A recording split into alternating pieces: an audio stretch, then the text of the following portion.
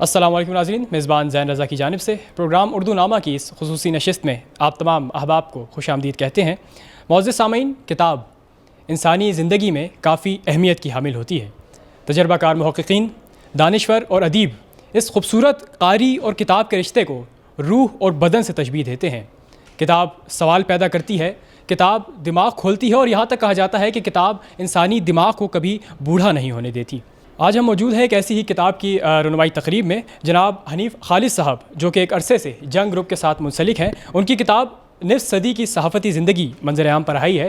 یہ اس تقریب میں جناب اسد کیسر صاحب، جو کہ اسپیکر قومی اسمبلی ہیں، وہ صدارت کے فرائض سر انجام دیں گے، اور اس کے ساتھ ساتھ فردوس عاشق اوان صاحبہ جو ہے مہمان خصوصی ہیں۔ آئیے چلتے ہیں، لوگوں سے بات کرتے ہیں اس بارے میں۔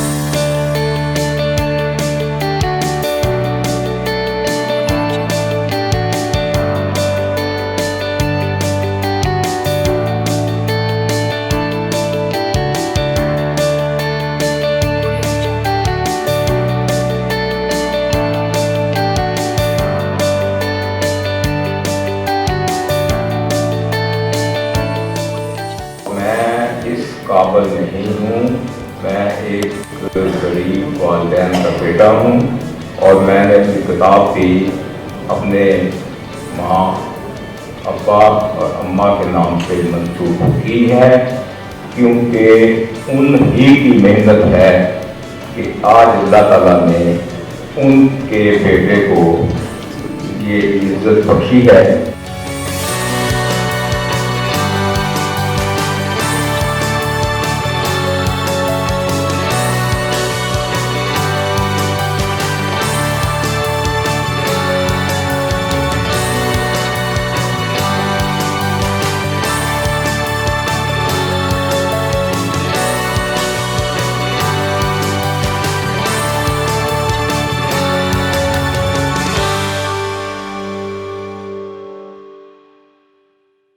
اس وقت ہمارے ساتھ موجود ہیں بحری یونیورسٹی کے ایچ او ڈی، وکالت کے شعبے سے آپ وابستہ ہیں۔ السلام علیکم میم۔ وعلیکم السلام۔ کیسی طبیعت آپ کی؟ بالکل ٹھیک ہے۔ میم مجھے بتائیں، کتنا ضروری ہے اس قسم کی جو تقریبات ہیں، اس قسم کی جو رونمائی تقریبات ہیں، کتنا ضروری ہیں طلباء کے لیے، طالبات کے لیے، اور خاص کر ہم نوجوان لوگوں کے لیے؟ اصل میں صحافت جیسے تقریب رونمائی جس کتاب کی ہے وہ صحافت سے ریلیٹڈ ہے، تو یہ تو اب بہت ایوالو ہوئی ہے۔ جس زمانے سے ماشاءاللہ حنیف خالد صاحب تعلق رکھتے ہیں، اس زمانے میں صحافت کا معیار بالکل ڈفرینٹ تھا، اور بہت معیاری اور آنیسٹ صحافت تھی۔ جیسے ابھی اگر آج ہم بات کریں، کیونکہ کتاب سے دوری ہوگی، اخبار سے دوری ہوگی، اور صحافت بھی چینج ہو گئی، اور اسی طرح میڈیا آ گیا، بہت ساری دوسرے فیکٹرز آ گئے، تو میں سمجھتی ہوں کہ ان کا کردار بہت ضروری ہے ایک طالب علم کی لائف میں، کیونکہ اسی سے آپ جانتے ہو، اور اخباری صحافت سے اور اخباری میڈیا سے جتنا آپ سیکھتے ہو، شاید وہ جو آپ 8 بجے کا پروگرام دیکھتے ہو اس سے نہیں سیکھتے۔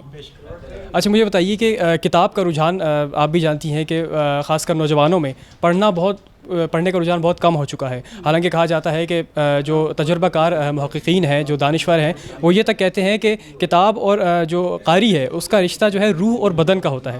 مجھے یہ بتائیے کہ کتنا ضروری ہے کتاب، کیونکہ دماغ میں سوال پیدا کرتی ہے، دماغ کو کھولتی ہے۔ کیا سمجھتی ہیں آج واقعی کیا کتاب پڑھنے کا رجحان کم ہو گیا ہے، اور اس کی کیا وجہ ہے؟ بہت ہی ضروری سوال ہے یہ، اور آئی تھنک اس طرح سے آپ یہ پھیلا سکتے ہو کہ کتاب کتنی ضروری ہے۔ آپ دیکھتے ہو جو ٹی وی پہ، وہ آپ کے اثر انداز نہیں ہوتا اس طرح سے۔ کتاب صرف پڑھنے کا یا انفارمیشن لینے کا نام نہیں ہے، کتاب بیسیکلی ایک سینس کو ڈیولپ کرتی ہے۔ جیسے آپ دیکھتے ہیں کہ کچھ لوگ آنکھوں سے محروم ہے، کچھ لوگ بہت ساری باقی سینسز سے محروم ہیں، لیکن کتاب سے ان کی بھی دوستی ہے۔ کیوں؟ وہ میڈیم آیا کہ وہ اس پہ ہاتھ رکھ کے سیکھ سکتے ہیں، اس لیے کہ اس کا رشتہ ڈیولپ کرنے کے لیے۔ تعلیم کا رشتہ صرف وہ تو نہیں جو آپ سن لیتے ہو، پڑھنے سے آپ کا جو رشتہ ڈیولپ ہوتا ہے وہ تو ایک اسی صورت میں ہو سکتا ہے اگر طالب علم جو ہے، یا ہم جیسے جتنے بھی لوگ ہیں جو کتاب سے تھوڑے سے دور چلے جاتے ہیں، یہ computer and laptops and then جو آپ کا اسمارٹ فون ہے اس سے پڑھنا شروع کر دیتے ہیں، تو میرے خیال میں یہ پوری ایک اسکیم ہے کتاب جو ہے، وہ آپ کی تربیت میں بہت بڑا رول ادا کرتی ہے۔ بہت شکریہ جناب حنیف خالد کی جو ہے تقریب رونمائی تھی ابھی کتاب کی۔ مجھے بتائیں کہ کیونکہ ایک عرصہ جو ہے وہ جنگ گروپ سے جو ہے منسلک رہے، اور پرائڈ آف پرفارمنس بھی جو ان کو جو ہے اپنے نام کیا انہوں نے، کیا سمجھتے ہیں کچھ روشنی ڈالی ان کی اس کتاب پر، ان کی صحافتی زندگی پر؟ صحافتی زندگی کے متعلق اگر میں بات کروں تو میں پرسنلی حنیف خالد صاحب کو جانتا ہوں کہ ڈاکٹر شہزاد خالد صاحب کے والد صاحب بھی ہیں، تو بہت ہی نفیس انسان ہے، نہایت نفیس انسان ہے. تو میری ان سے کولیبریشن انٹرنیشنل روبوٹکس کمپٹیشن کے حوالے سے ہوئی تھی. جب ہم اسپین جا رہے تھے تو ایک چھوٹا سا ایشو تھا، تو حنیف خالد صاحب پرسنلی گھر سے اٹھ کر کہ ان کی صحت بھی ٹھیک نہیں تھی، تو وہ آئے تھے، وہ اس ایشو کو ریزالو کرا کر جو ہے نا وہ واپس گئے تھے میرے لیے. تو ایک ایسا کام جو کہ آپ کا پرسنل کام نہیں ہے، پھر بھی آپ جو ہے نا وہ اپنے گھر میں گھر سے اٹھ کر آتے ہیں بیمار ہونے کے باوجود، تو میرے خیال میں یہ ایک جو ہے نا وہ ایک اعلیٰ ظرف انسان کی نشانی ہے. اور ان کی اگر صحافتی زندگی کی بات کریں تو اس کے گواہ چشمدید گواہ تو جو ہے نا وہ پورا ملک ہے جو ان کی خدمات ہیں. اور 50 سال گزارنا ایک شعبے کے اندر جو ہے نا وہ بحیثیت خود ایک بہت بڑا جو ہے نا وہ ایک جو ہے نا وہ کام ہے. اور میں ان کی جو کتاب کی رونمائی ہے اس کے اوپر ان کو بہت مبارکباد دیتا ہوں، اور ان کی جو کاوشیں ہیں اس ملک کے لیے صحافت کے حوالے سے وہ بہت عظیم ہیں. مجھے یہ بتائیے کہ کیونکہ آپ خود بھی پڑھاتے ہیں، مجھے بتائیے کہ نوجوانوں میں کتاب پڑھنے کا رجحان کم ہوتا جا رہا ہے، کہ آپ واقعی یہ سمجھتے ہیں، اور اگر یہ سمجھتے ہیں تو اس کی وجہ کیا ہے؟ کتاب نہ پڑھنے کی جو وجہ ہے وہ اوبیسلی ماڈرن ٹولز ہیں جو ہے نا جو ایزیلی اویلیبل ہیں. پاور پوائنٹس کی صورت کے اندر جو ہے نا جو کتابیں ہیں وہ PDF فارم کے اندر جو ہے نا وہ ایزیلی اویلیبل ہو جاتی ہیں، انٹرنیٹ کے اوپر فیسلٹیز بچوں کو مل جاتی ہیں. تو اس وجہ سے جو ہے نا وہ کتاب جو ہے نا وہ پڑھنے کا رجحان طالب علم کے اندر بہت کم ہو چکا ہے.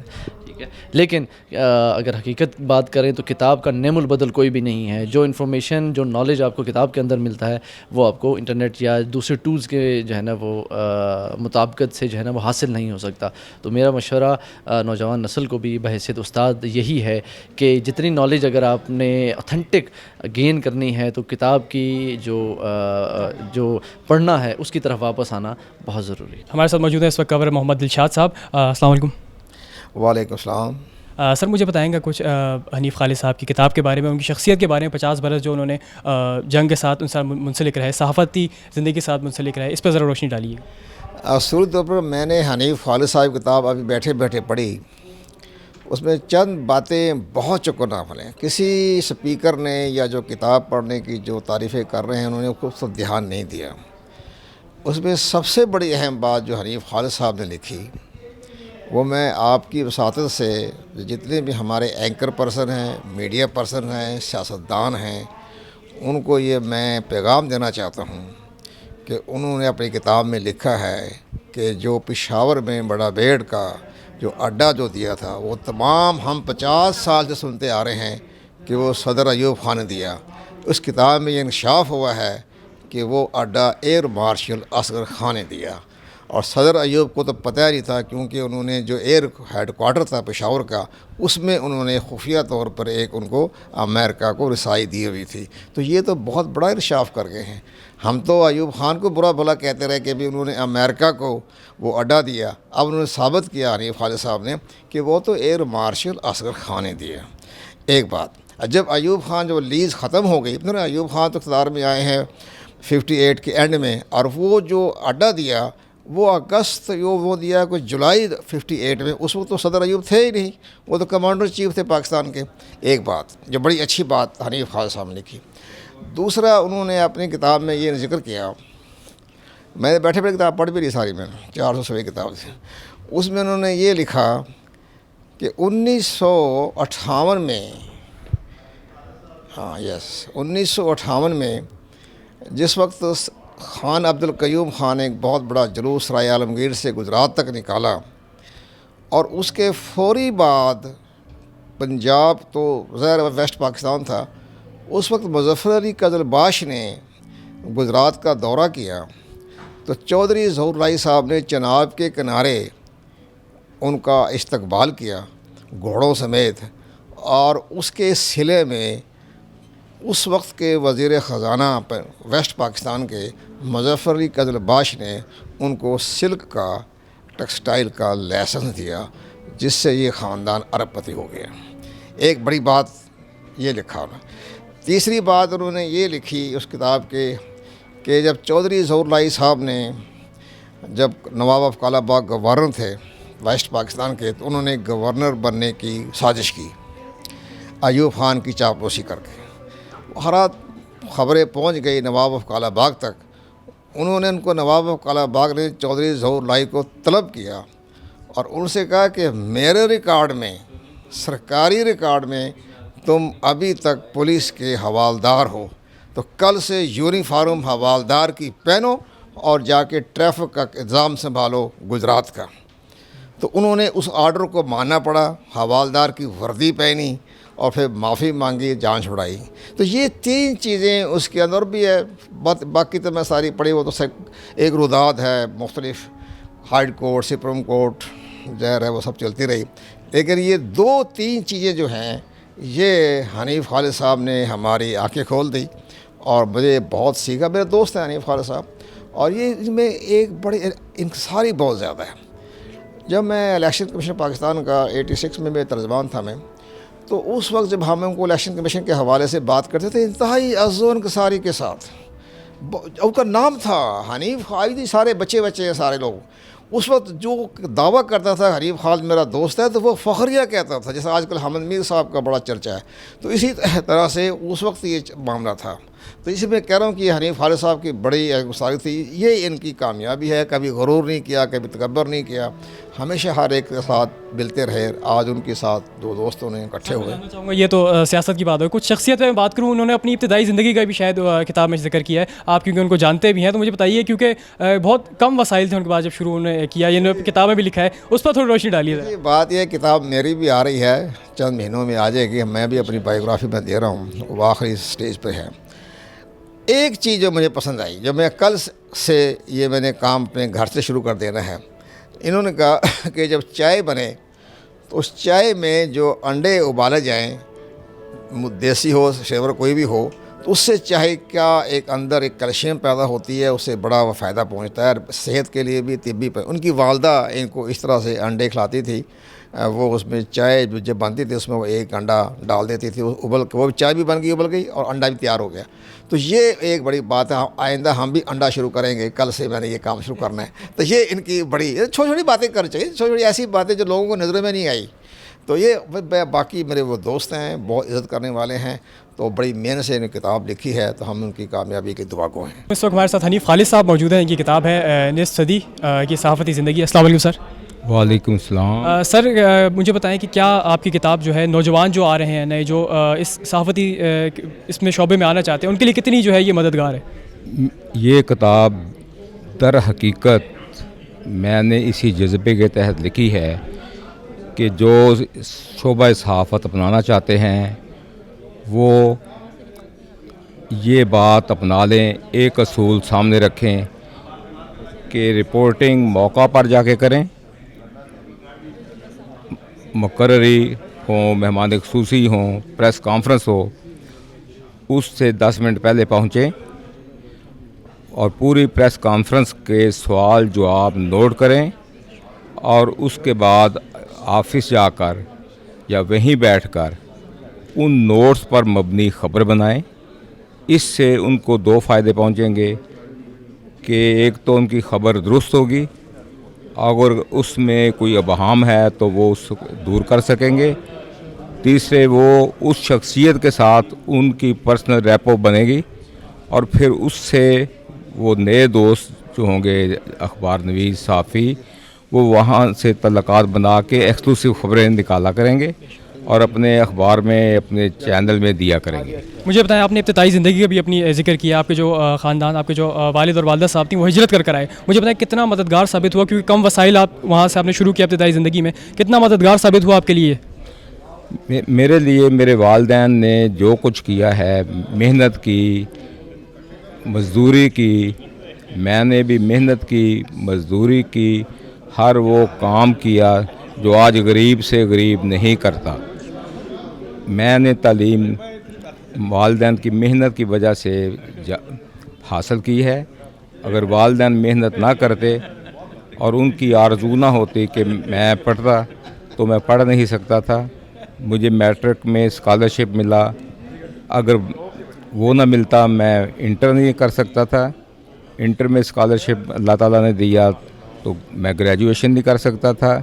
گریجویشن میں مجھے اسکالرشپ دیا گیا اللہ تعالیٰ کی طرف سے، ماں باپ کی دعاؤں سے، ماں باپ کی محنت سے، تو میں پھر آگے بڑھا اور میں 1969 میں سب ایڈیٹر جنگ اخبار کا بنا، اور اس کے بعد میں لندن میں 1974 में एडिटर बन के गया, फिर 1979 में जंग का चीफ रिपोर्टर बना और 1984 में मैं एडिटर बनाया गया। एक आखिरी सवाल मैं करना चाहूँगा, जो पढ़ने वाले हैं, जो क़ारीन हैं, आप क्या ये सोचते हैं कि क्या वो नतीजा इससे अख़ज़ करें आपकी किताब पढ़ने के बाद? मेरी किताब पढ़ने के बाद उनको 1970 से आज तक की हिस्ट्री सही हक़ाइक़ पर मबनी दस्तयाब होगी।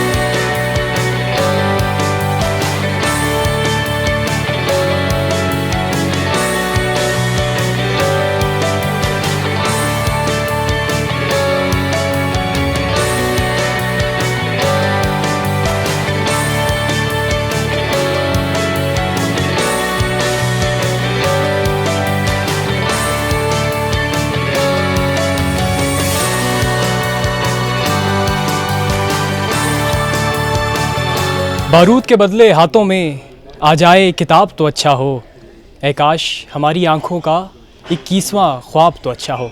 इस दुआ के साथ कि ऐसी तक़रीबात होती रहें और तलबा व तलबात जो नौजवान हैं वो उनमें किताब पढ़ने का रुझान बढ़ता रहे। इसी के साथ अपने मेज़बान ज़ैन को इजाज़त दीजिए। अल्लाह हाफ़िज़।